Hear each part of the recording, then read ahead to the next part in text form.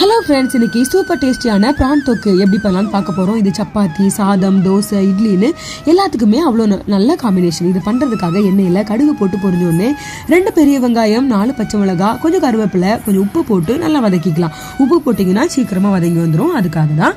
இப்போ இது நல்லா வதங்கி வந்தோடனே இது கூடவே கொஞ்சமாக இஞ்சி பூண்டு விழுது ஆட் பண்ணிக்கிறேன். இது நல்லா வதங்கி வந்தோடனே இது பச்சை ஸ்மெல் போனோடனே ஒரு பெரிய தக்காளியை கட் பண்ணி ஆட் பண்ணி அதை நல்லா குழைவாக வதக்கி எடுத்துக்கலாம். இப்போ இது கூட 1/2 ஸ்பூன் பெப்பர் பொடி, 1/2 ஸ்பூன் பெருஞ்சீரக பொடி, தேவையான அளவுக்கு வத்தல் பொடி போட்டு நல்லா மிக்ஸ் பண்ணி விட்டுக்கலாம். இப்போ 1/2 கிளாஸ் தண்ணி ஊற்றி இது நல்லா பச்சை ஸ்மெல் போற வரை கொதிக்க விட்டுடலாம். இப்போ இது நல்லா கொதிச்சு வர்றதுக்காக வெயிட் பண்ணணும். இது நல்லா கொதிச்சு வரட்டும். இப்போ இது நல்லா கொதிச்சு வந்துருச்சு. இப்போ இதை நல்லா மிக்ஸ் பண்ணி விட்டுட்டு இது கூட க்ளீன் பண்ணி வச்சிருந்தோம்ல அந்த ப்ரான் எல்லாத்தையுமே ஆட் பண்ணிடலாம்.